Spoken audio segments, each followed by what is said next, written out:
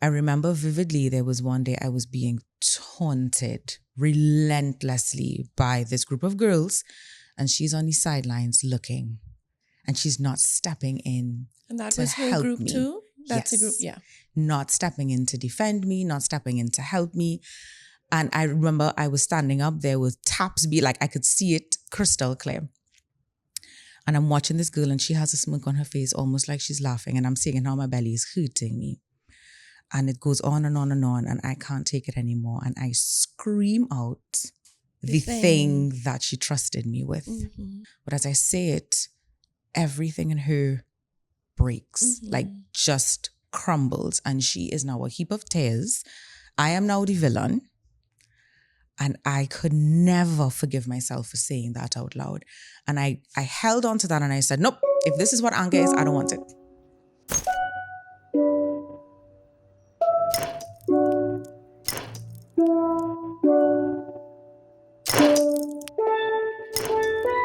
Hello, everyone, and welcome to episode 3. I want to thank you for spending time with us on episodes 1 and 2. If you missed it, go back. And if you feel that this is work that can change the world and help other women, I want you to hit that like button. Look at my finger. Bam! Do it now. See how easy that was? Subscribe and share the episode. Camber, how are you?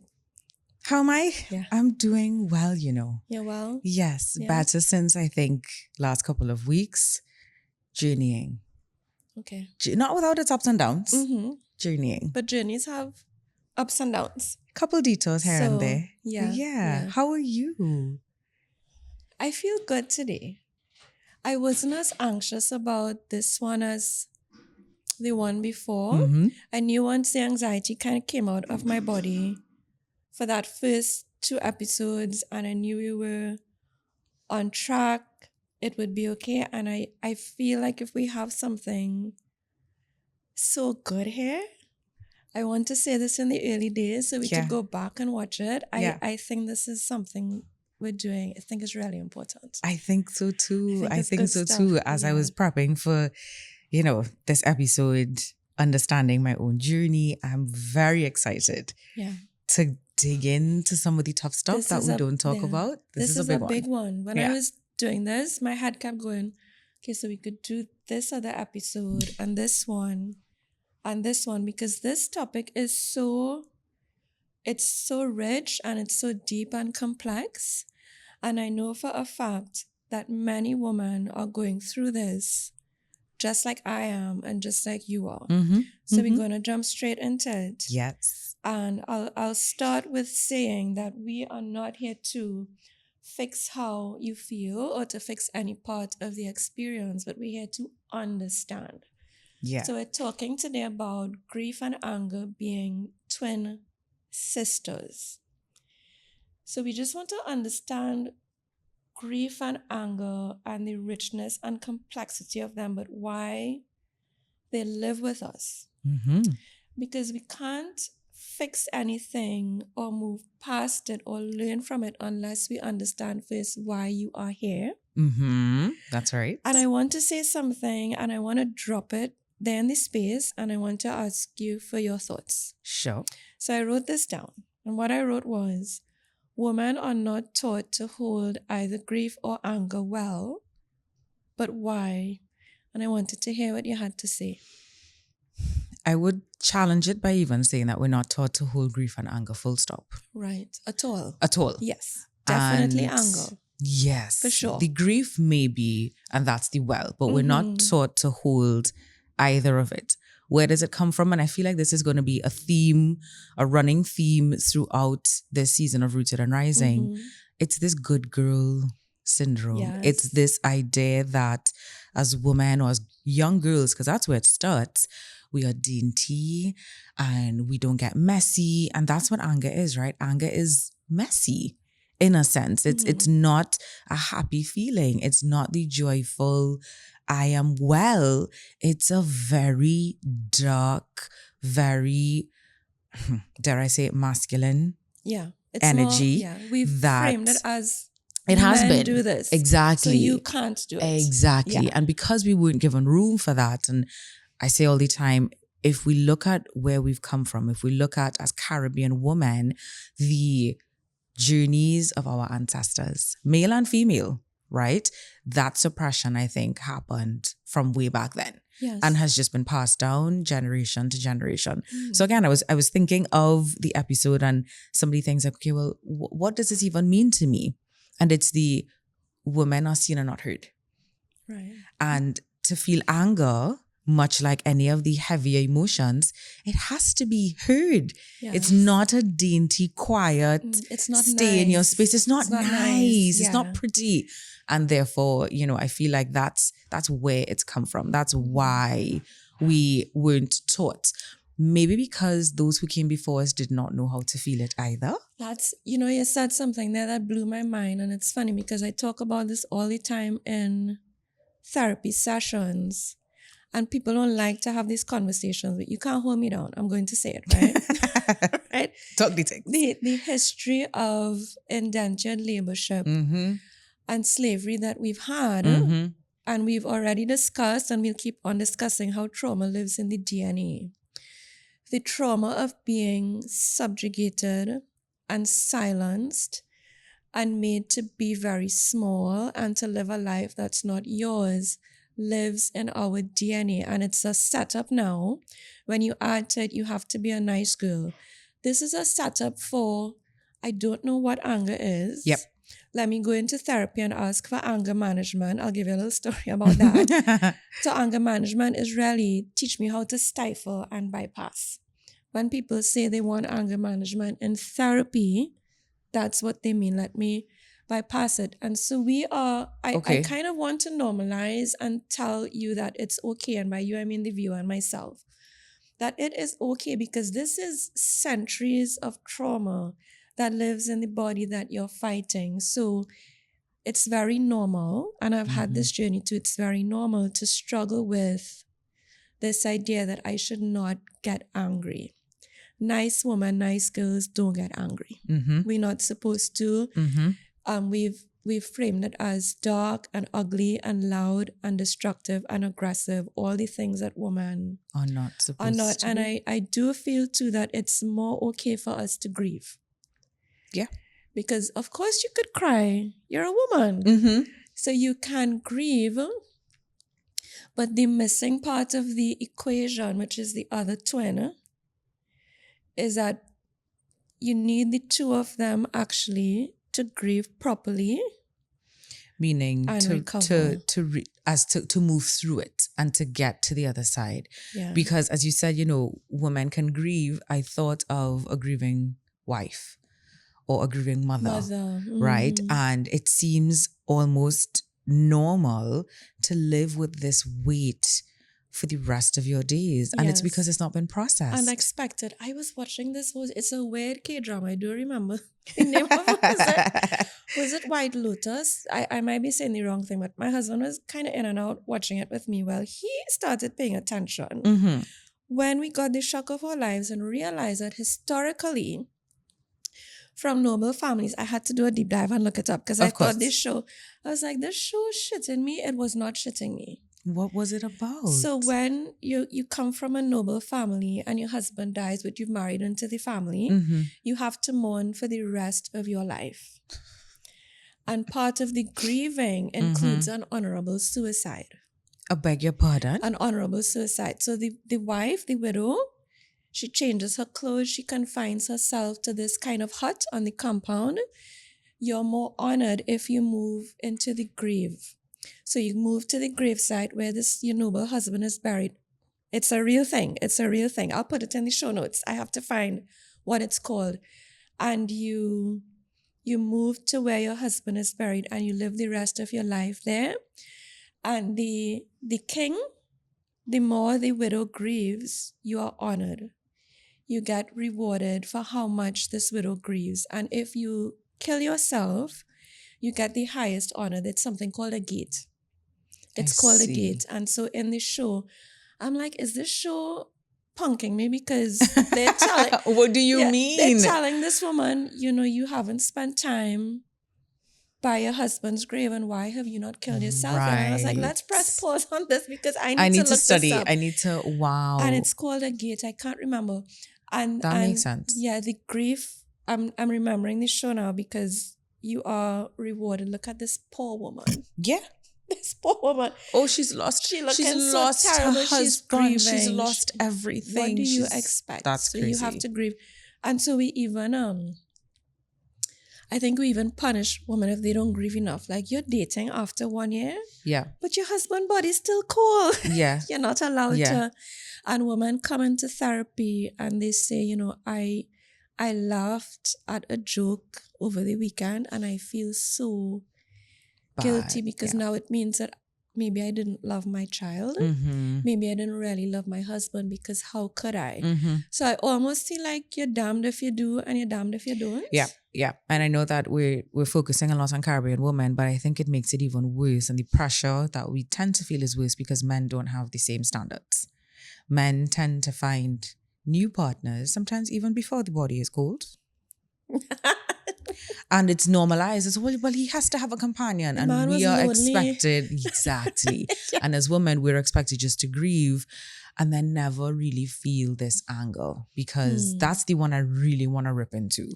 Yeah. Pun intended, words matter. Because I was not allowed to feel anger.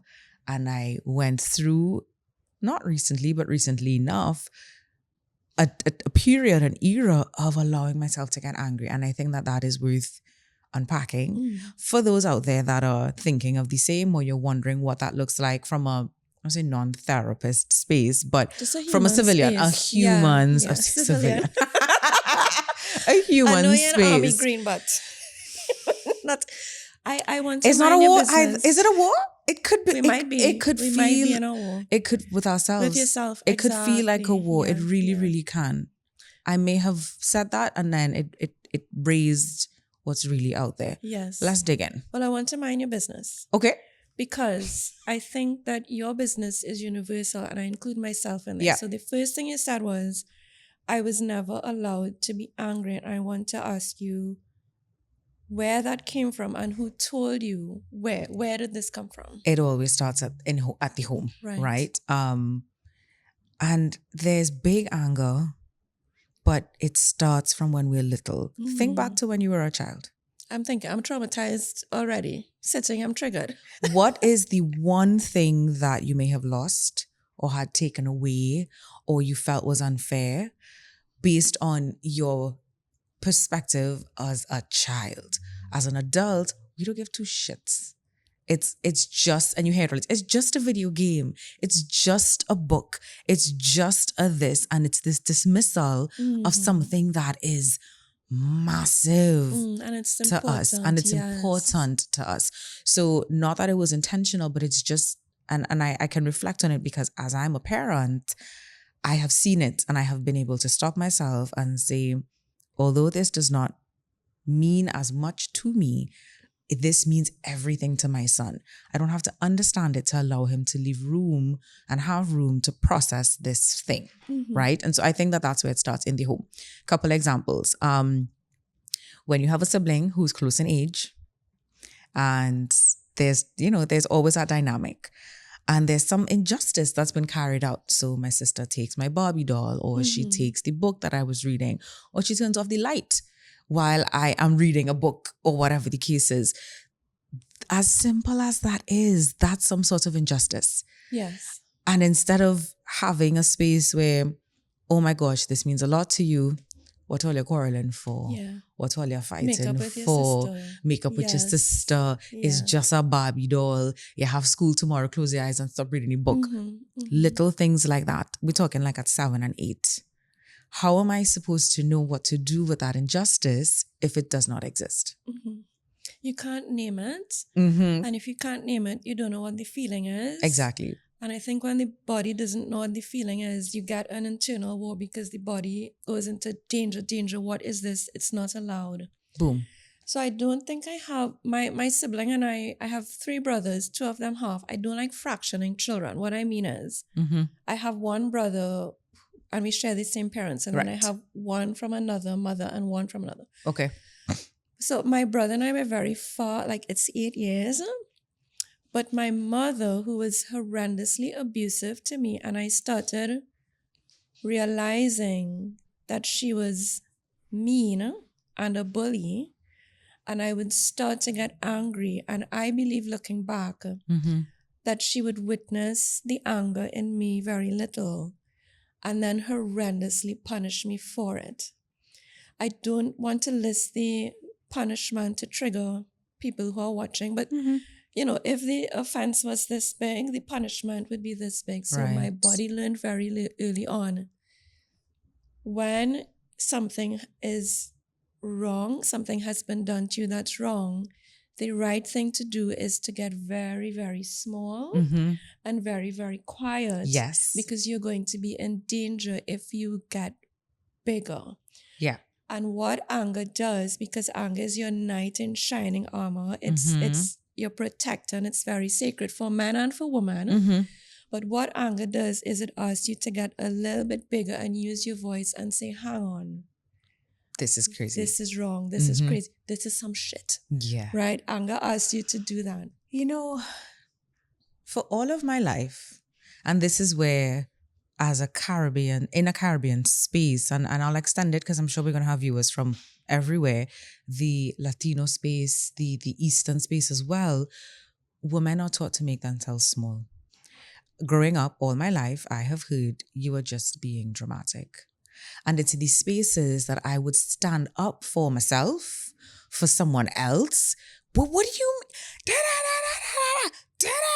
Why again on so forth? Stop being dramatic. Yes.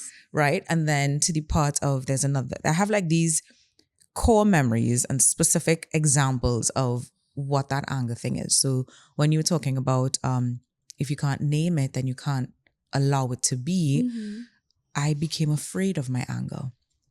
And I became afraid of this thing that would bubble up and rise up inside of me. Right. Because one, I'm probably going to get in some version of trouble. Right. Yes. Or I'm going to be told that I'm dramatic, or I'm making a big deal about nothing. But there's one particular instance of anger that I carry with me to this day. Okay.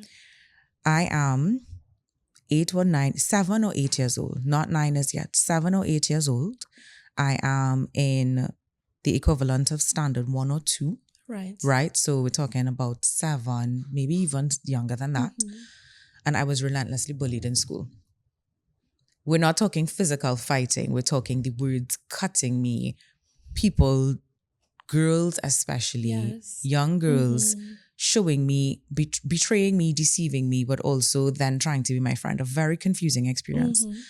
And there's this one person that I thought was a friend. And she was a friend to both this group of bullies and to me. So she's a friend to me in the quiet moments. Before school, nobody's there. After school, nobody's there.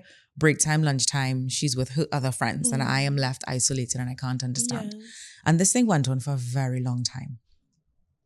And of course, as we were friends, right, before school and after school, we'd learn about each other. And she disclosed a really painful memory about and tidbit about her family and where she's come from and the trauma that she experienced. And I held that in me because that's what a friend does.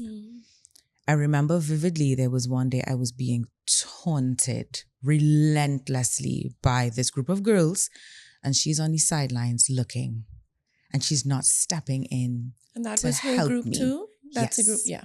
Not stepping in to defend me, not stepping in to help me. And I remember I was standing up there with taps be like, I could see it crystal clear. And I'm watching this girl and she has a smirk on her face, almost like she's laughing. And I'm seeing how my belly is hurting me. And it goes on and on and on. And I can't take it anymore. And I scream out the thing that she trusted me with.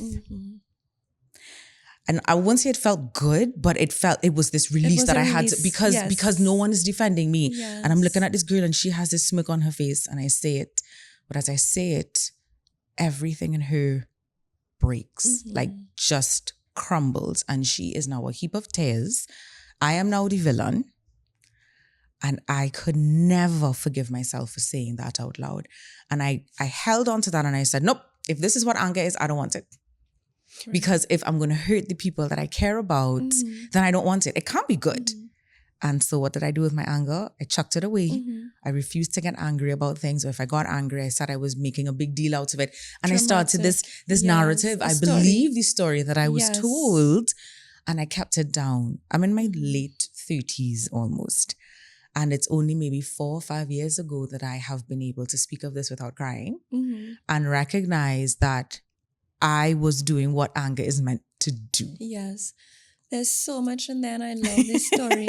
And I appreciate the courage. My belly dropped Mhm. my belly dropped first when you said that she was smirking. Yep.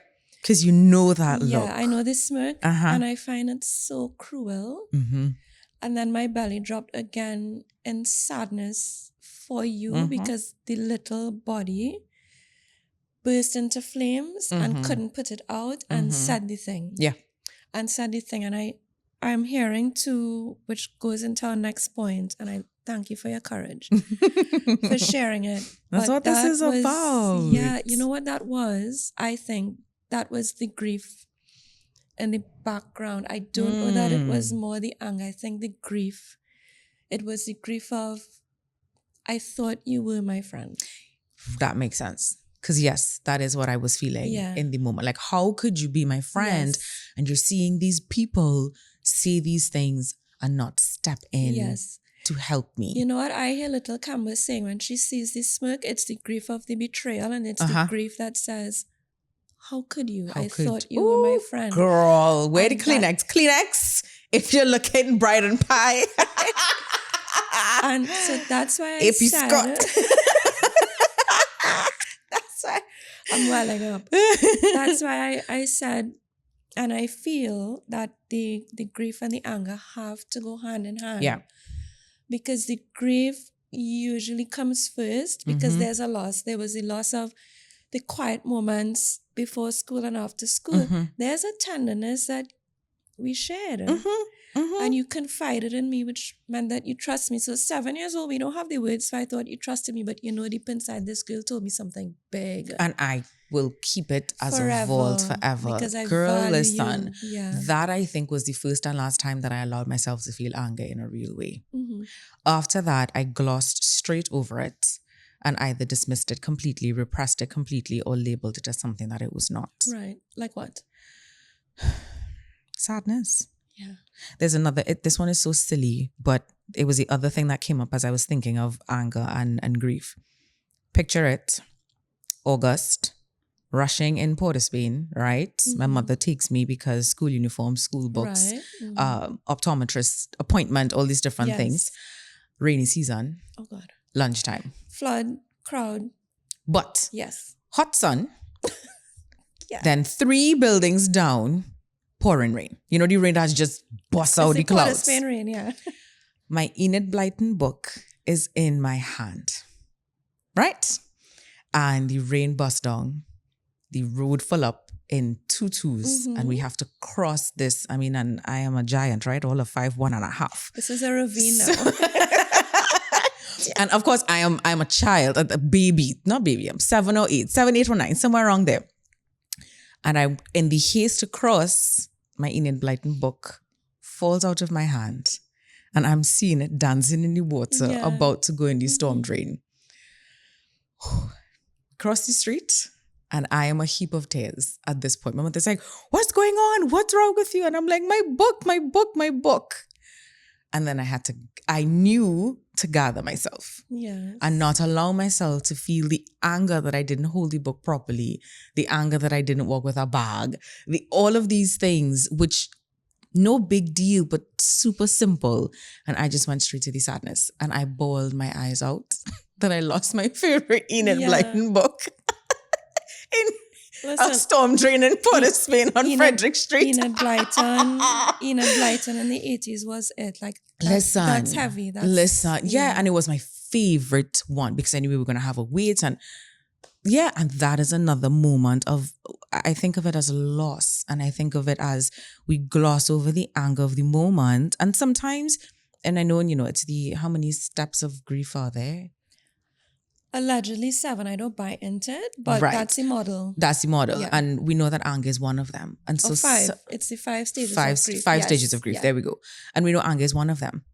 but anger doesn't always show up first, No, we depending go on past, what it is. we go past it. So there's a situation, I feel like it, and that's, I love when you said it's such a complex relationship, because the example of me losing this book in the drain, the sadness came first. I'm like, oh my God, it's my book. And then the anger had to rise, but I didn't give it space.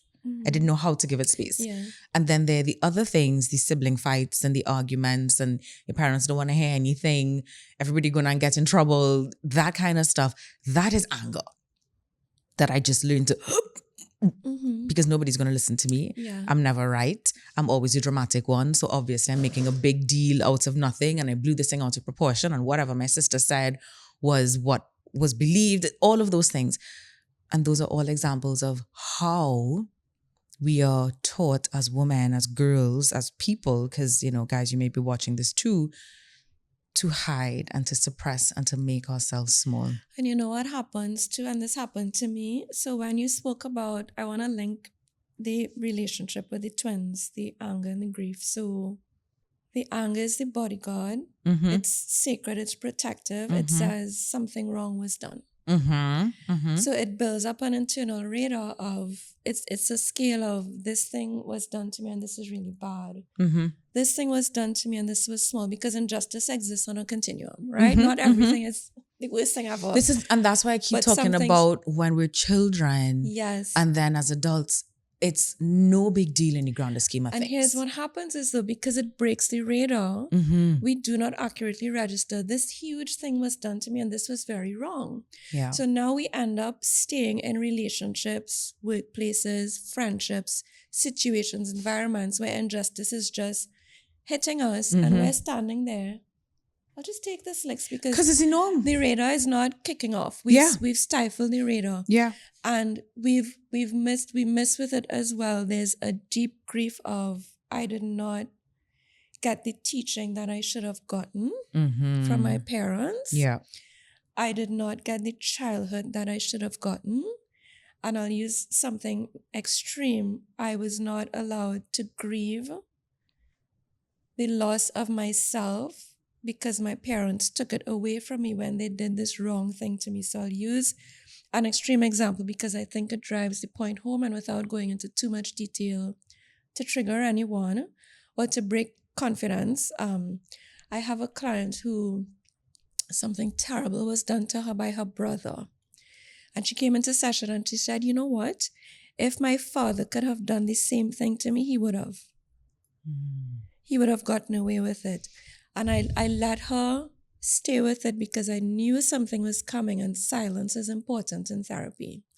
So I didn't say anything because you could see the wheels turning, and the wheels started to turn, and she had the moment. It's this moment where people just connect the dots and they realize what was done. Light bulb, the and aha. she said, and I'm going to say it because she said the podcast, she said it, right? The notes were done, but she said it. And she didn't know. She said she was looking back and she was seeing her father because we were doing trauma therapy. So the memory came up and she saw her father's face. I said, okay, what's coming up? She saw her father's face and she said, I'm seeing my father. And I said, what you want to tell him? So she said two things to him. I am so angry. Daddy, how could you? How could you? And then she said, I am so sad. Dad, how could you? Same question, different feelings. Twins. And the twins came up there because it's the grief of, my father did this thing to me. Betrayal. He took away this thing. He took away my innocence. That's what she framed it. It's the grief of the betrayal. Right. And then as soon as the grief got a name, the anger stepped in. You do me that? Yeah. How could you? How could you? I love that. And this is it. The very next time I think, how could you? I'm going to remember that they are twins, that they're two sides to the same coin. Because even how we ask it or how we say it, you could feel the best actors out there portray that emotion at the same time. When they ask that, and it happens, a soap opera, a TV show, a movie, it's the, how could you? And depending on how they say it, you feel both the anger and that's art, right? You feel it in your body, which is very important. And I know we're going to talk about that later on, identifying it and how to feel it. Yeah. But I think it's also important to talk about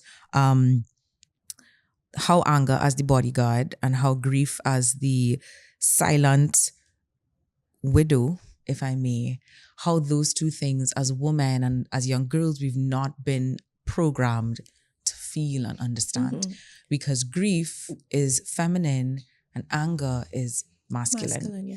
There's something that I was thinking about to the tune of women. What do you think is the situation with women who have been raised to show aggression? Very careful with my words. Not feel the anger, but to show aggression. Yes. These are the women who were raised to fight. These are the women who were raised to be very masculine. It's the only word coming to mind. What are your thoughts on how they relate to grief and anger? So I do want to say that both men and women have masculine and feminine sides and energies. So men have softness, the softness of, I'll use a ridiculous example, but liking flowers, Yeah. liking art, Yeah. loving puppies, Uh-huh. buying curtains for the home. Right. Men have that softness. And women have masculine energy too. Very assertive, take charge, slash and burn nonsense, rush into an army, right? That's me. I said slash. As soon as I said slash and burn, I saw the red in your hair and I thought, you're very familiar with the fire of slash and burn. So men I'll tell you the story about why I dyed my hair red. I know there's a story. So I really want to normalize that men and women have fierceness and tenderness, and that's good and normal and healthy. And what happens is we get unhealthy when we inhabit, both men and women, too much of any one side. Because life is not like that. Life is not just tenderness. Yeah. We know that.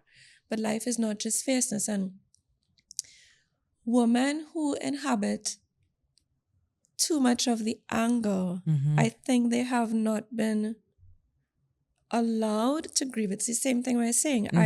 Just the other side of it. It's the other side of it. And because of trauma, I have to bring the trauma in.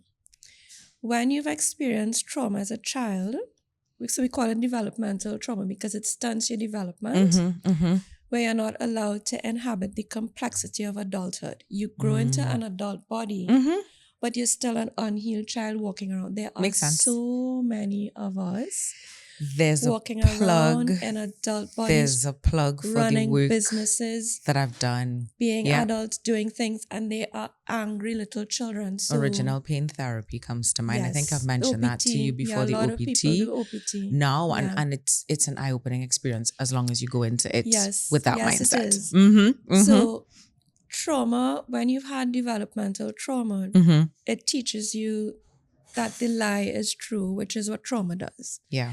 Trauma removes essential information and leaves you with survivor-based information, which does not remain true throughout the course of your life. So this is what trauma does. And it turns you into someone who's too angry. It tells you that the people who you look up to, who gave you life and who feed you and clothe you and shelter you, they are very dangerous. Right. Because they're hurting you. So the trauma teaches you can't trust anybody.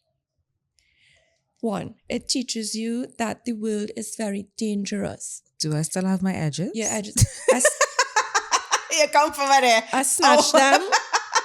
I know I snatched them, but they're still on. Thanks. So I can't trust anyone. Love is going to hurt you. The world is a dangerous place.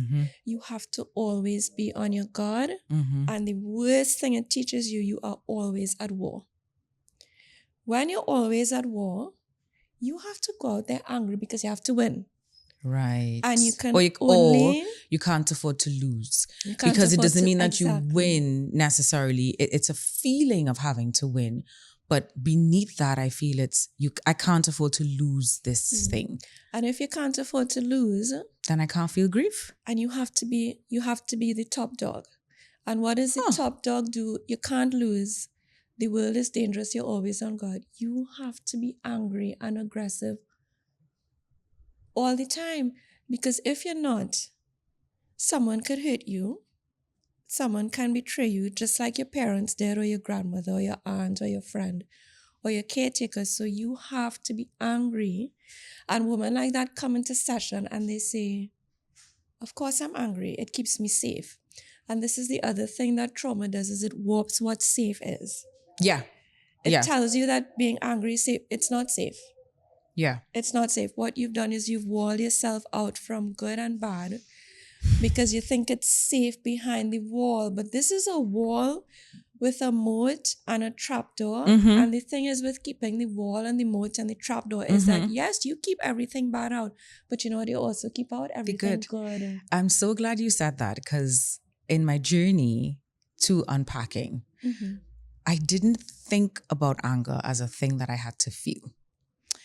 I thought of the things that I wanted to access, like joy and the ability to let people in, and not being so protective all the time, and not so much defensive, just avoidance. Because I would always tell people I learned not to be a fighter, right? There's fight, fright, or freeze, and I would, or flee, and I'm a runner, lacing up them lacings, and I get out today, Shelly, and I'm not. And so I remembered again, just you have conversations and there are people that help to just spark, just one, the match is lit and there's a spark.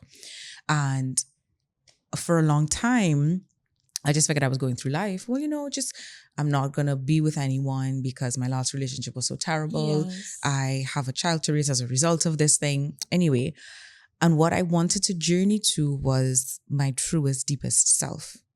I was looking for joy. And I was looking for fullness.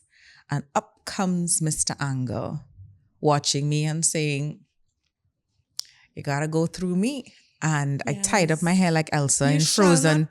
Thou shalt Gandalf. And I tied up my hair like Elsa in Frozen 2. Yeah. Have you seen Frozen 2? One, I saw one. The second one describes, I think you should. Okay. It describes, I feel like, at least for me, it describes the journey of going deeper. Right. And Elsa, I always loved Elsa as a princess because she's called the Ice Queen. And in Frozen 1, she runs away because conceal, don't feel, don't let it show. Make one wrong move and everyone will know. And what did that do to Elsa? It blocked her out from feeling anything. Pause, just raise. The second movie, Elsa has to go deep within, not herself, but that was a metaphor I saw. Right. She has to go deep within her family secret, basically, to figure out who her family is. So she's revisiting family of origin trauma? Kind of in that way. Okay. But there's this scene where she's on the beach, and now I have goosebumps, and it's this black sand beach because of course it's like Norwegian or something. Right. And she ties up her hair and she goes into this wave. And I'm like, girl, that's me. Because I was not searching for anger, I was searching for joy. Yes. She was searching for her family's truest secret or to uncover whatever was happening. And I'm looking and I'm like, you girl, because that's also the journey to self. Anyway, so I went in search of joy and I went in search of authenticity, and anger looked at me in the face and said, hey girl, hey. You did the Gandalf. I don't know what you think you're going to find, but here I am now. And I said, oh, okay. And Brene Brown says it beautifully. Love her work. I will talk about it probably every episode, everywhere I can. And she talks about, in order to feel the fullness of joy, you have to feel the fullness of grief. And you have to allow yourself, you can't feel one without the other. And I was like, but I don't want to. Like, can't I just skip over this and get to the good stuff? No, you can't. I'm telling you, you can't. You have to sit with all of it. And you have to sit with the tiny moments, and then you start realizing that what you may shame yourself for being upset about is the secret that you have to be able to find. Well, I shouldn't feel angry about this. Yes, you must. It's your mother. You shouldn't feel angry. You must. There has been an injustice, but it's just, I don't know, I want to be trivial, but it's in the trivial moments that we really realize how deeply it runs. I don't know. You were expecting to get, why are carrots coming to my mind? Carrots on sale. You go to the grocery, you're making a stir fry, right? You need carrots. The price of carrots says $7.99 a pound. You go to the cashier, $10.99 a pound. I shouldn't get upset. You see that? But I should be upset because I feel misled. Now, doesn't mean that I'm going to burn down the grocery because $7.99 to $10.99. No. But I started allowing myself to feel the anger and then grieve, again, trivial but so important, grieve $7.99 to $10.99. So here's what happens. Tell me. When you said the thing Mm-hmm. and she crumbled, Mm-hmm. I have zero vexation. Vexness, is that a word? I have nothing negative towards little Campbell. Right. The rage that Mm-hmm. came out because the anger had been stifled. Right. So I want to distinguish the anger from the rage, right? Mm-hmm. Anger is healthy, Mm-hmm. protective, Mm-hmm. sacred. Mm-hmm. It walks side by side with you, protecting you from things. It sends an alarm. It's a boundary emotion. Yes. And it's good and it's healthy and it's your best friend. Yes. When you take this beautiful best friend that has been walking side by side for you, protecting you down in your soul, Mm-hmm. and you push her in a dungeon and you lock her up without air and a Mm-hmm. voice, she turns into rage, which is unhealthy and destructive. So anger wants to open doors. Anger wants to have good, healthy conversations. I Mm-hmm. don't mean without shouting, because you can raise your voice Mm-hmm. and you can cry without burning the place down, and you could be very Right. firm. Rage wants to scream and burn the grocery down and say, I'm calling consumer affairs and the police and the fraud squad now. And I'm going live on Instagram and I'm putting you up. For $3 in for $3 because you broke the law and you fooled me. So when anger doesn't get to do her job, which she was born to do, to protect you and jump in front and say, hey, McGill, or my Yeah. boy. When anger doesn't get to do that and you stifle her, Yeah. she turns in the dark into rage, and rage jumps out with a fire every time when you don't need a fire. You might not need the fire. And when you now start to get familiar with anger, you make the mistake naturally of thinking, I have to scream. Yeah. Because you've not been speaking this whole time. Yes. And you think the volume has to be 10 when you could have just been a 2. So Yeah. I want to emphasize how vitally important it is to your life and your immune system, Dr. Gabor Mate. Remember?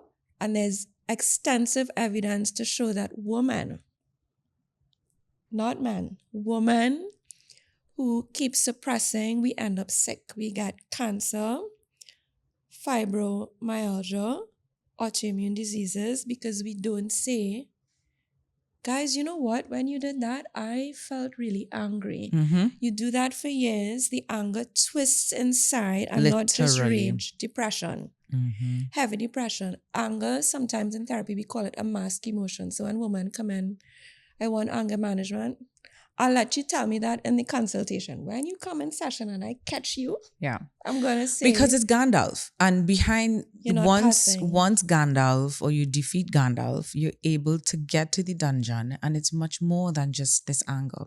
2 things I want to touch on. I can't not think of it because I have a son. And if rage is the result of bottled up anger, a lot of our boys, we have been doing a disservice to in raising them. Because yes, we're talking about women. This is really important. But from a human perspective, but the women are the mothers, so we have to talk about the moms. Yeah.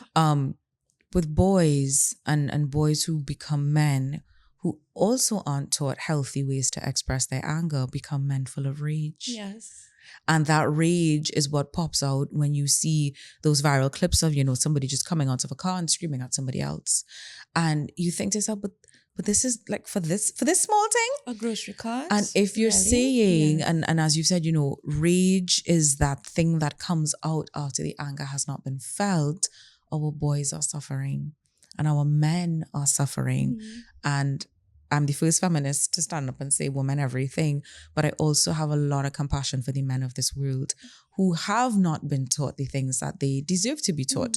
And it's not about men should cry by itself. It's not just, it's one layer, it's multifaceted. Yes. And it's very intricate. But I couldn't not talk about it when you mentioned rage.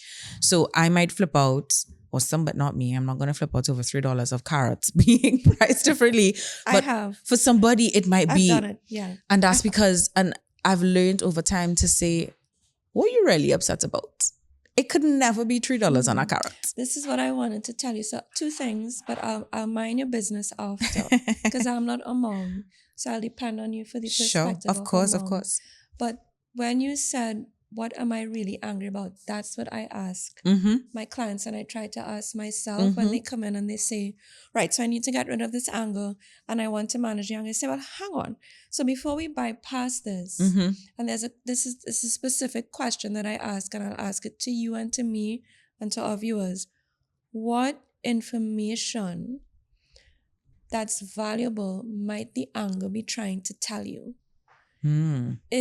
Is there something good that this anger might be trying to say?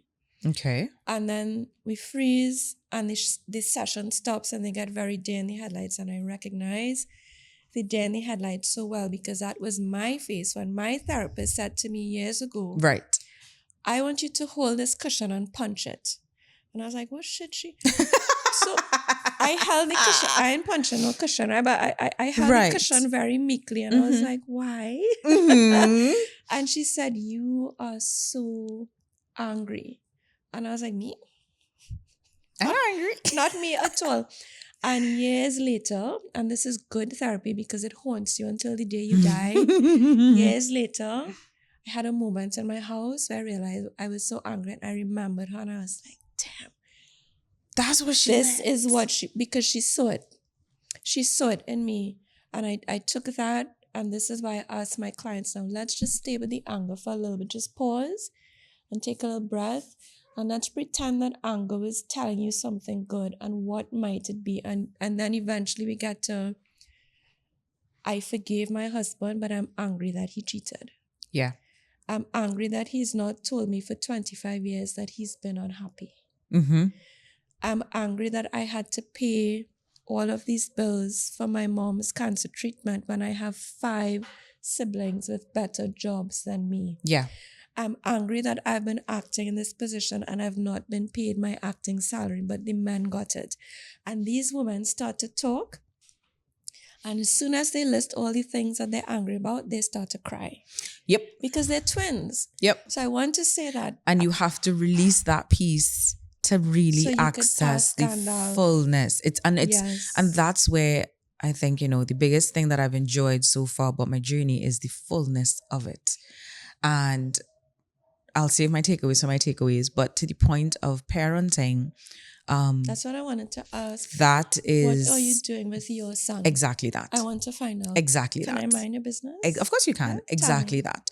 Yeah. So my son is the sweetest boy that I know everybody's going to say, no, my son is. No, my son Your is the son is. sweetest.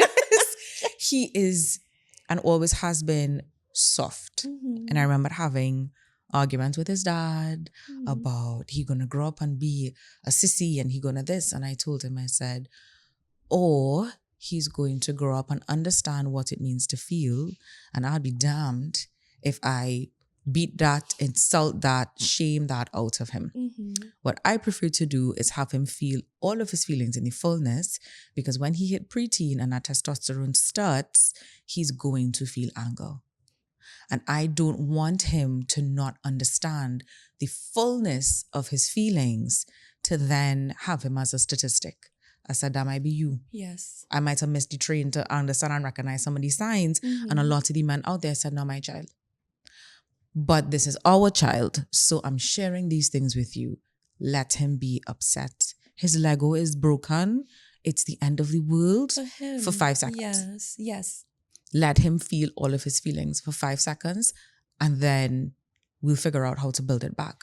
His Hot Wheels went under the fridge. We can't move the fridge right now. Oh my God, it's the worst thing in the world. But those are the things that I did when he was a toddler.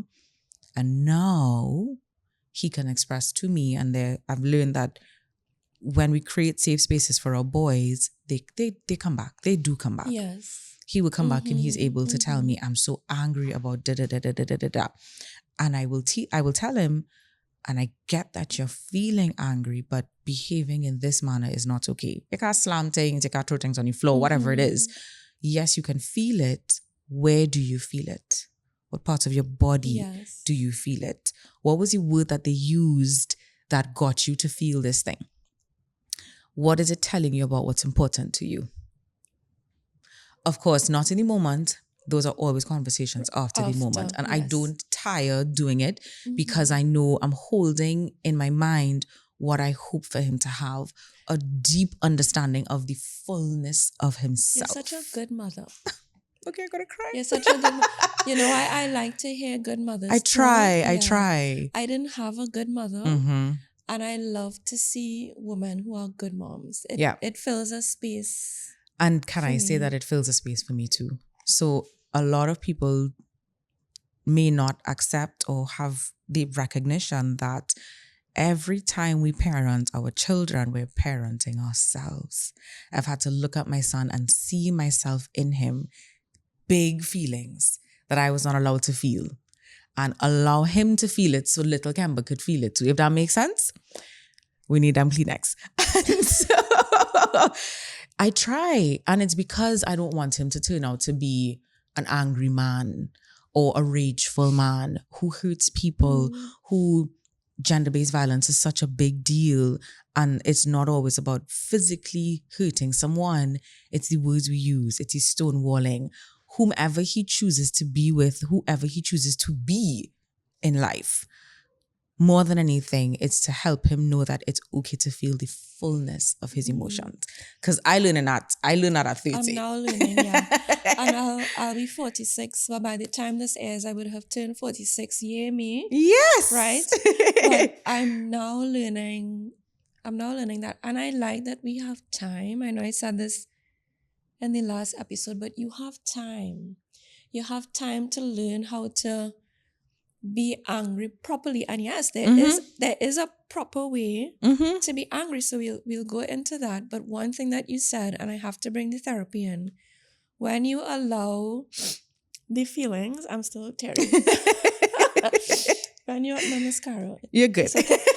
When you allow the feelings, what happens is you increase your window of tolerance for it. So that the next time the anger comes back, you are managing this at boss level. Yeah. You're good at it because It's when a you muscle to practice. exactly. Yeah, to strengthen. So when you stifle it, Uh-huh.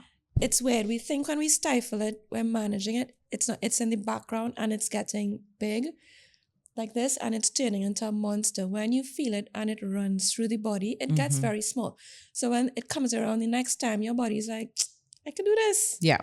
I do that. So we're increasing The tolerance. So clinically, yeah. we call it tolerance for frustration. And also clinically, we call it window of tolerance. So before we jump into just letting it go through the body and what to do, I need to say this because I just find it sound so good. We should get angry over the violation of laws. Yeah. The things that have been taken from you, you should grieve them. And you have to allow the anger to protect and the grief to honor. So anger will reveal what the hurt is and the wound. And then grief can come in and heal the wound. And that's why I say they're twins, because they're like this. They're not identical twins, but they're twins and they resemble and they work together. So I have to, because this has been on my mind since we started talking about it. I'm going to go to I have to go to my Instagram profile. I have something to pull out. I have to go to my Instagram profile and I have to scroll, if it would allow me, all the way down on a very early post that I had. It's not opening. Yes, it is. Very early post that I had when I learned about anger. I did a whole photo shoot to grab the fullness of me. And I remember telling the photographer that I need to talk about my anger. I need to put it out there. And I have, of course, you'd see the 1, 2, 3.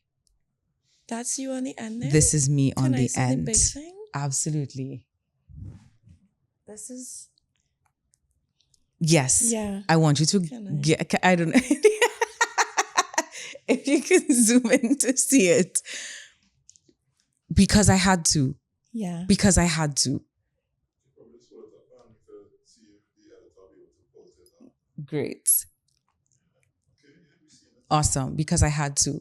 And really quick, the caption said, and this is how I knew I was in a better place.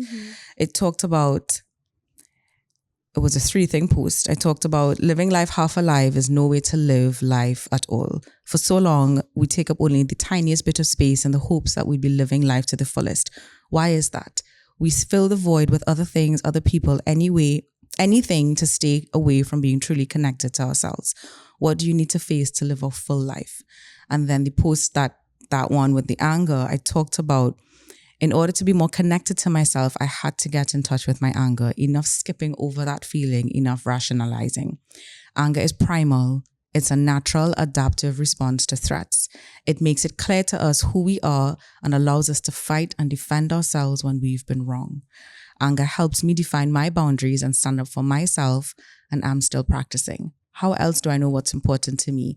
How else will I be able to find, know, and embrace all parts of myself for a whole and connected me?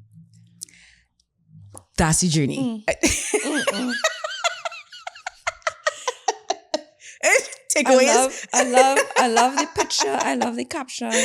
Can you send that picture? I will. I'll find you hide it from her. I did. Yeah. We weren't, you know what? That was in my early phases, and we wouldn't have connected as yet. But that's how far back my journey has been. And since cracking it open, I have been my fullest self. And that's the thing, is once you make friends with your anger, she's right there, right behind her, you'll find the joy. You will find it, because the grief, once it moves through, after grief, the joy and the peace comes. Yeah. Grief doesn't go away completely and disappear, because grief is love that doesn't have anywhere to go. You're grieving something that was important, and love never dies. Even though the object of the love is gone, love does not die, it lives in you. But the grief part of it gets smaller, so that you're able to carry the love, right? That's why I need the two, because you can love the version of the life that you didn't have, and you can fall in love with the version of the life that you're building for yourself. Newsflash, plot twist, nobody that I know is living the exact life that they wanted. However, you can still oh my gosh, I love my life. Yeah. I wanted to have 3 children, drive a Porsche, have... You still want to drive the Porsche? No, I still want to drive the Porsche. That's true. That's true.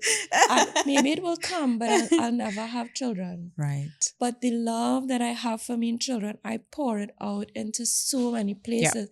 And I realized, hang on, I'm living a beautiful, joyous life, even though. In spite of. Even though, and in spite of is so powerful. Maybe I'll get that as my next tattoo, that in spite of, I don't have the Porsche, I'm not rich, I don't have the children, and I don't have all these things. There's so much love and peace that came out when I started allowing myself to be angry. And speaking up for myself and saying no and telling people, I actually realize you're on shit. I actually, and there are really lovely ways to say that, but some people only understand when you say it like that, right? So I learned to speak different languages, the different languages of anger. And when you, and I promise, because I've seen women do it, and I've seen myself do it, and I've seen you do it, I know deep down in my belly that if you start in the smallest way, allowing yourself to be angry and giving it the tiniest voice, I promise you that when you do that, that joy that you're looking for, it's right behind her, because she wants to come to life. Exactly. But you wanted to say something, Counts. That was actually going to be my takeaway. Okay. Right. Are we going to do, we have takeaways. I just have one thing to read. Yeah. So we'll do, that's my takeaway. I'll let you go into that and then we'll wrap. So this is from my newsletter. I feel I'll send this back out, right? So the name of the newsletter was Anger is Not the Enemy, Silence Is. And at the end, I like to stick in affirmations for people who like that stuff. And I was reading it to prepare, and I thought, damn, I write really well. You do. You really. If you're not subscribed to Neola's newsletter, get on it. Substack. It's free. I'll always post the link, or you could head on over to Instagram and click the link and subscribe. So there are 3 sentences on anger, and they are 3 truths, but I'm doing them for anger and grief. And these are actually my takeaways, right? So I'll change them a little bit. Anger and grief do not break me, they defend and honor me. Mm-hmm. My anger and grief are not flaws, they are flames that light my way to what is correct and valuable. Mm-hmm. And my last one is anger and grief live side by side with love and truth. Those are my takeaways for today. Mm-hmm. Do you have another one you wanted to share? I mean, my takeaway is just from the human side of things. I really am enjoying the fullness of my life. I've given myself time to be angry about the life that I wanted, that fell through my hands, that I thought I wanted. I've allowed myself to grieve. And in all of that, it's like the analogy of all of the rain, all of the rain, all of the rain, but it's on fertile soil. And now I have sprouted this beautiful garden of See a the leaves? life for myself. And it's because I've allowed myself the fullness. Don't be afraid of your grief. Don't be afraid of your anger. It might feel scary if you've never felt it or never got the space to feel it. Behind Gandalf, run into that ocean like Elsa and do it because you deserve it. You deserve to live that full life. That's my takeaway for Yes, today. you deserve a peaceful life. If you are watching this, there are truths that you have to accept, that you deserve peace, that you deserve to tell the truth, that the people around you deserve to know the truth, and you can tell them in loving ways and peaceful ways, or not so peaceful ways if the situation calls for it. So, guys, if this is work that you think can change the world and change lives, hit subscribe, share this episode, leave a comment below. So we are doing work that we really deeply believe in. And when you share and you subscribe, it really helps us to have the work reach other women who need to hear the stories that you and I and Kemba have to tell. So follow us on Instagram and stay tuned for our next episode. Until then, we love you and we'll see you soon. Okay, bye. Bye.